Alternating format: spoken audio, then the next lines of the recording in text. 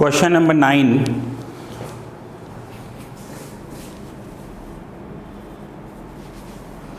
अगर आपके पास ये बुक का एडिशन है तो इसमें ये क्वेश्चन 9 होगा, और अगर आपका एडिशन पुराना है तो उसमें क्वेश्चन नंबर 10 होगा। अब यहाँ पर इस क्वेश्चन में हम देखेंगे कि हमने एक क्रेडिटर्स अकाउंट अलग से बनाया है। सो क्रेडिटर्स अकाउंट अलग से कब बनाएंगे? जब हमें परचेज का इंफॉर्मेशन नहीं दिया हुआ है। अगर परचेज का इंफॉर्मेशन नहीं दिया हुआ हो तो हमें क्रेडिटर्स का अकाउंट बनाना होगा और क्रेडिटर्स के अकाउंट्स में से परचेज फाइंड आउट करनी होगी। पॉइंट नंबर 3 में 3 के बाद देखिए, प्रॉफिट परसेंटेज दिया हुआ है। प्रॉफिट परसेंटेज दिया हुआ है तो पास्ट ईयर का ट्रेडिंग अकाउंट बनाने की ज़रूरत नहीं है हमें। यहाँ पर मैं क्वेश्चन रीड कर रहा हूँ। On 15th March a fire occurred and partly destroyed the stock of goods and furniture of Bharat Traders। Underline कर लो, stock of goods and furniture. अब इनका गुड्स का भी लॉस हुआ है एंड फर्नीचर का भी लॉस हुआ है, तो इसमें इनका दोनों का ही पॉलिसी लिया हुआ है। Stock of goods having a cost of 10,500 and furniture of the value of 4,500 salvaged, ये बचा लिया गया है। The stock of goods and furniture were insured against fire to the following extent. अब इनकी जो पॉलिसी ली हुई है ना, इंश्योरेंस प्रीमियम पॉलिसी लिया हुआ है, वो स्टॉक ऑफ गुड्स के लिए 1,50,000 का लिया हुआ है एंड फर्नीचर के लिए 15,000 का लिया हुआ है। ये दोनों पॉलिसी अमाउंट्स हैं। इससे हमें ये पता चलेगा कि इनके stock and furniture over insured थे या अंडर इंश्योर्ड थे। अगर ओवर इंश्योर्ड थे मीन्स पॉलिसी ज़्यादा ली हुई है तो पूरा पैसा मिलेगा, और अंडर इंश्योर्ड होंगे तो फॉर्मूला अप्लाई करेंगे। और ऐसा भी हो सकता है एक ओवर इंश्योर्ड हो दूसरा अंडर इंश्योर्ड हो, तो वो बाद में देखेंगे लॉस कितना हुआ है। The following particulars should be obtained from the books of records saved. First, balance sheet as on first balance sheet as on 31 December 18। अब ये लास्ट ईयर का इन्फॉर्मेशन दिया हुआ है, तो लास्ट ईयर के इन्फॉर्मेशन के अकॉर्डिंग देखें तो इनके पास जो स्टॉक है वो कितना है? 95,000। स्टॉक एट कॉस्ट बोल सकते हैं हम कि इनके पास 95,000 का स्टॉक है। Furniture 22,500 and creditors for goods 12,500। Now stock 95,000 का है, लास्ट ईयर का क्लोजिंग स्टॉक था, तो करंट ईयर के लिए ओपनिंग स्टॉक हो जाएगा। तो यहां पर लिखेंगे ओपनिंग स्टॉक 95,000। क्रेडिटर्स कितने थे इनके पास? 12,500। क्रेडिटर्स लाइबिलिटी होती है और लाइबिलिटी का बैलेंस क्रेडिट साइड होता है, तो यहां पर लिखेंगे बाय बैलेंस BD 12,500। ठीक है, क्रेडिटर्स हैं, लाइबिलिटी है, क्रेडिट बैलेंस लिखेंगे 12,500। Transactions between 1 January to 15 March। First, sales दिया हुआ है 96,500 एंड रिटर्न इनवर्ड्स, इसका मतलब होता है सेल्स रिटर्न 5,000। सो सेल्स दिया हुआ है तो सेल्स ट्रेडिंग में क्रेडिट करेंगे by sales 96,500 and sales return 5,000। Return inwards, पहले टर्म को समझ लो ध्यान से। रिटर्न हुआ है, रिटर्न इनवर्ड आउटवर्ड किसे कहते हैं? रिटर्न इनवर्ड का मतलब है रिटर्न हुए हैं गुड्स और इन आए हैं। इन आए हैं मीन्स अंदर आए हैं, हमारे पास आए हैं। तो रिटर्न इनवर्ड्स का मतलब होगा सेल्स रिटर्न हुआ होगा, तभी तो हमारे अंदर आए ना गुड्स, हमारे पास आए। एंड रिटर्न आउटवर्ड यानी रिटर्न हुए, पर सेल रिटर्न या परचेज रिटर्न कैसे पता चलेगा? आउटवर्ड। तो हम आउट गुड्स कब करेंगे? जब परचेज किए हुए गुड्स वापस देने हो। तो रिटर्न इनवर्ड्स का मतलब होता है इन हुए यानी अंदर आए, तो वो सेल्स हुए गुड्स हमारे पास वापस आए होंगे। तो ये है सेल्स रिटर्न 5,000, सो 91,500। ठीक है, सो ये इनवर्ड्स वाला पॉइंट ध्यान से समझ लेना। देन आगे दिया हुआ है रिटर्न आउटवर्ड्स 2850। रिटर्न आउटवर्ड्स का मतलब होता है परचेज रिटर्न। तो परचेज तो हमारे पास है नहीं, वो तो हमें फाइंड आउट करनी है। परचेज दी नहीं हुई है, purchase minus purchase return 2850, purchase हम फाइंड आउट करेंगे। देन आगे दिया हुआ है payment to creditors for goods 51,500। अब पहले तो मुझे ये बताओ कि परचेज रिटर्न और पेमेंट की जर्नल एंट्री क्या होती है। क्रेडिटर्स को पेमेंट दिया है, कितना दिया है 51,500। जर्नल एंट्री क्या होती है उसकी, क्रेडिटर्स को पेमेंट दिया है तो yes correct answer. Creditors account debit to bank account, creditors को पेमेंट देते हैं तो यही एंट्री होती है ना, टू बैंक और कैश, बैंक ज़्यादा सही रहेगा 51,500। क्लियर है, जर्नल एंट्री 11th में सीख कर आए हो। गुड्स रिटर्न किए तो एंट्री क्या होती है, परचेज रिटर्न की एंट्री क्या होती है,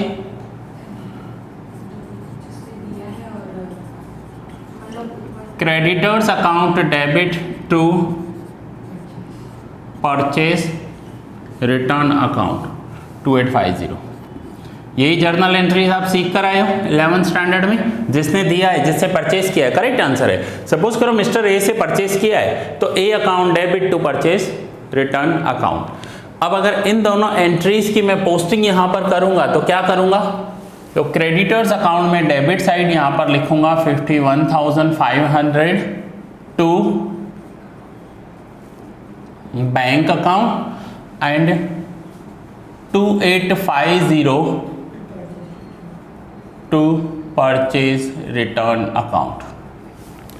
ये परचेज रिटर्न को डेबिट किया हमने यहाँ पर क्रेडिटर्स में और यहाँ क्रेडिट किया। आप बोलोगे सर क्रेडिट नहीं डेबिट किया है, माइनस के साथ है। अगर डेबिट साइड माइनस है यानी क्रेडिट इफेक्ट है, और क्रेडिट साइड माइनस है मीन्स डेबिट इफेक्ट है। तो ये इसका क्रेडिट इफेक्ट, ये डेबिट इफेक्ट 2850 का, ठीक है। और इसका क्रेडिट इफेक्ट बैंक का बैंक अकाउंट में जाएगा, वो हमने बनाया नहीं है या इस क्वेश्चन में हमें बनाना भी नहीं है। ओके, आगे देखते हैं। Unpaid creditors for the goods as on 15th March 7,000, closing creditors 7,000 है ना, ओपनिंग 12,000 है तो closing 7,000। So opening credit side आएंगे तो क्लोजिंग डेबिट साइड लिखेंगे टू बैलेंस CD। अब यहां पर हमें क्रेडिटर्स के सारे पॉइंट्स मिल गए। जब हम गुड्स परचेज करते हैं तो एंट्री क्या करते हैं बताओ, purchase account debit to creditors account जिससे परचेज किया है, यही एंट्री करते हैं। तो यहां पर अगर मिसिंग फिगर कुछ है तो वो है हमारा परचेज, जो हमें नहीं दिया हुआ है। तो मैं यहाँ क्वेश्चन मार्क करूँगा क्योंकि ये दिया नहीं हुआ है। हम बैलेंसिंग फिगर से ये वैल्यू कैलकुलेट कर रहे हैं कि हमारा परचेज कितना आया।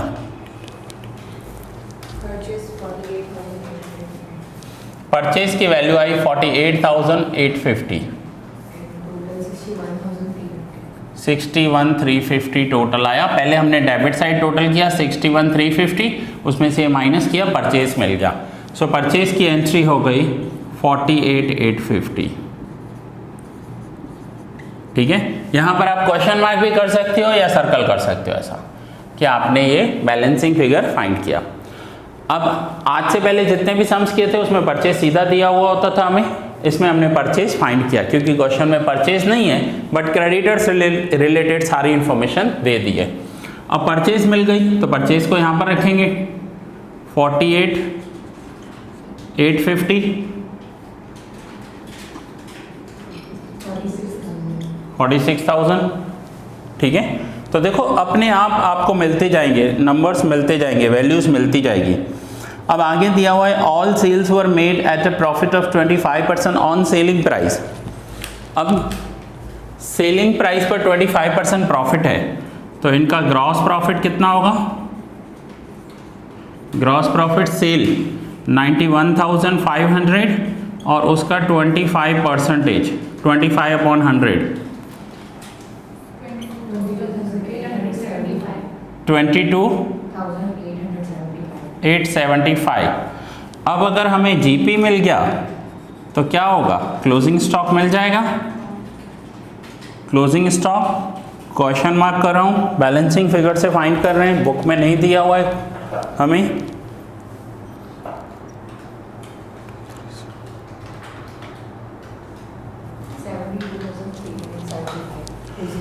क्लोजिंग स्टॉक पहले डेबिट साइड टोटल करेंगे, फिर ये माइनस करेंगे, तो वैल्यू आ रही है 72,375।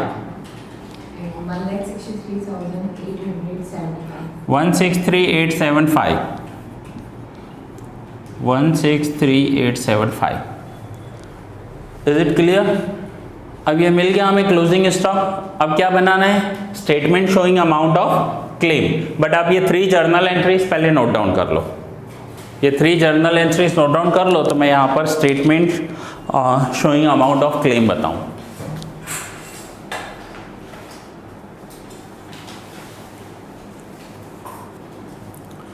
ये जर्नल एंट्रीज आपको एग्जाम में करनी नहीं है, कोई ज़रूरी नहीं है कि आप जर्नल एंट्री करो, बट ये मैं आपको कंसेप्ट क्लियर करने के लिए करवा रहा हूँ कि आपको पता चले कि इफेक्ट्स आए कैसे।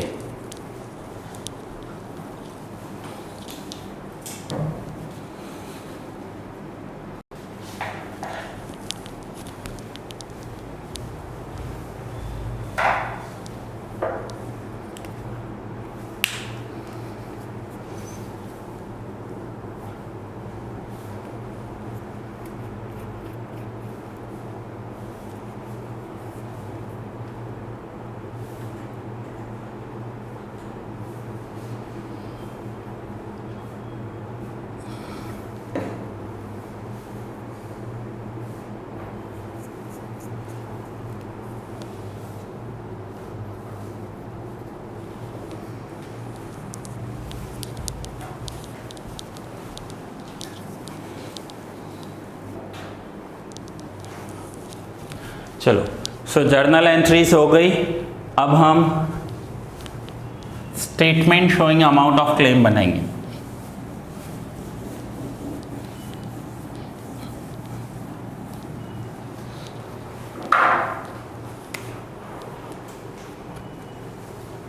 मुझे ये बताओ कि इनका जो गुड्स का इंश्योरेंस किया हुआ है वो ओवर इंश्योर्ड है या अंडर इंश्योर्ड है?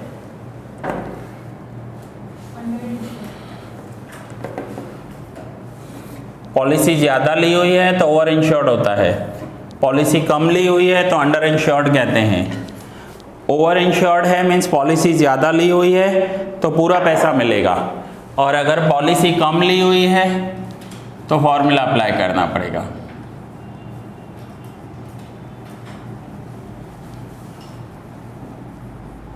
स्टॉक की पॉलिसी कितनी है और क्लोजिंग स्टॉक कितना है? 1,50,000 की पॉलिसी है और 72,000 का स्टॉक है, तो ओवर इंश्योर्ड कहते हैं इसे, ज़्यादा इंश्योरेंस लिया हुआ है, पूरा पैसा मिलेगा। Statement showing amount of claim. अब यहां पर 2 टाइप के क्लेम्स हैं। फर्स्ट क्लेम है स्टॉक का, तो क्लोजिंग स्टॉक कितना है इनके पास? 72,375 माइनस करेंगे गुड्स सेव्ड। देखो कितने के गुड्स इन्होंने बचा लिए थे, आग लगी थी तो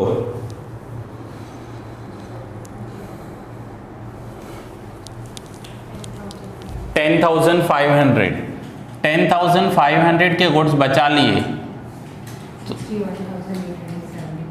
61,875।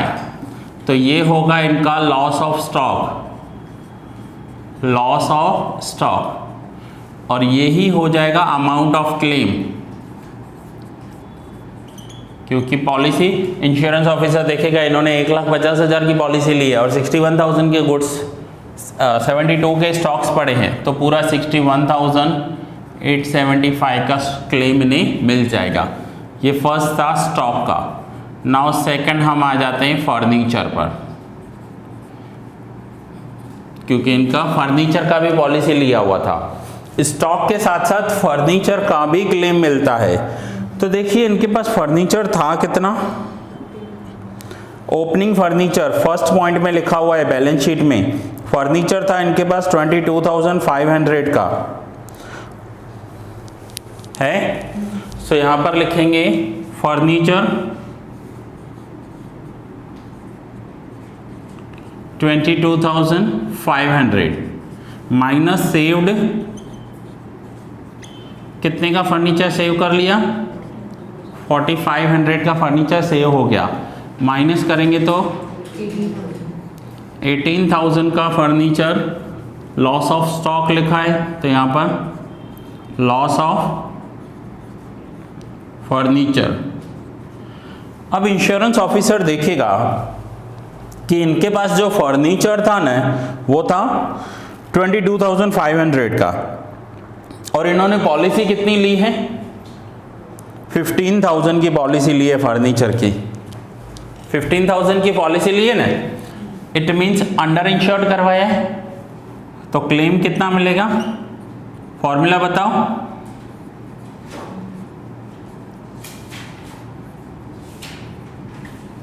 लॉस इनटू पॉलिसी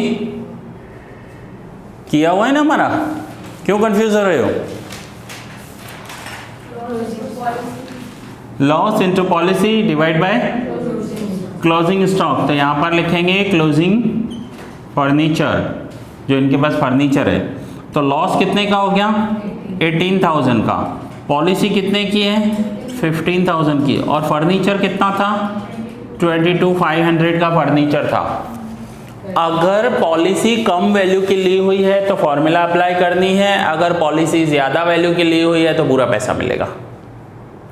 ठीक है, इतना माइंड में सेट कर लो कि अगर पॉलिसी ज़्यादा वैल्यू की ली हुई है पूरा पैसा मिलेगा।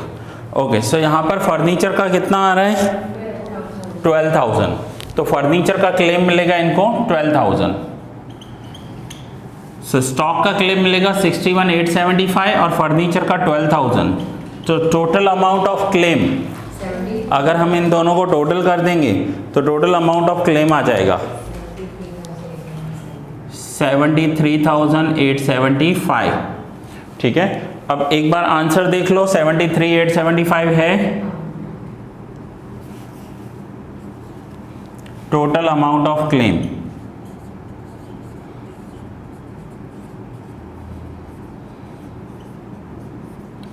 अब इस सम में क्या था, ऑलमोस्ट सारे पॉइंट सिंपल दिए हुए थे बट क्रेडिटर्स दिया हुआ था, परचेज इन्होंने नहीं दी हुई है, तो परचेज के लिए हमने पहले क्रेडिटर अकाउंट बनाया, क्रेडिटर में से परचेज फाइंड करके हमने ट्रेडिंग में रखी, ग्रॉस प्रॉफिट का डायरेक्ट परसेंटेज दिया हुआ है क्वेश्चन में, ट्रेडिंग में से क्लोजिंग स्टॉक मिल गया, और क्लोजिंग में से जितने गुड्स से सेव्ड हुए वो हटाकर बाकी का हमने क्लेम ले लिया।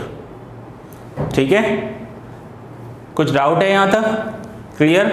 ये यहाँ पर या तो आप ऐसा लिख दो, देखो इफ, यहाँ लिखना है ऐसे, if policy is greater than stock, policy का अमाउंट स्टॉक से ज्यादा है तो क्या होगा, फुल अमाउंट मिलेगा, फुल क्लेम मिलेगा, and if policy is less than closing stock, closing stock और फर्नीचर और, तो यहां पर आपको फॉर्मूला अप्लाई करना है, यहां पर आप फॉर्मूला अप्लाई करोगे, इफ पॉलिसी इज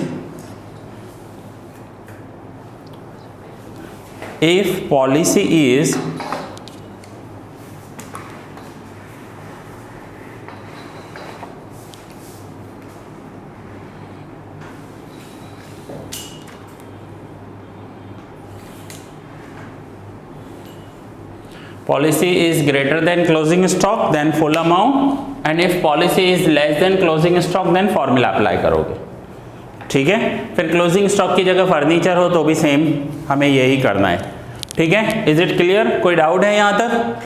चलो नोट डाउन कर लो, नेक्स्ट लेक्चर में कंटिन्यू करेंगे आगे के सम्स।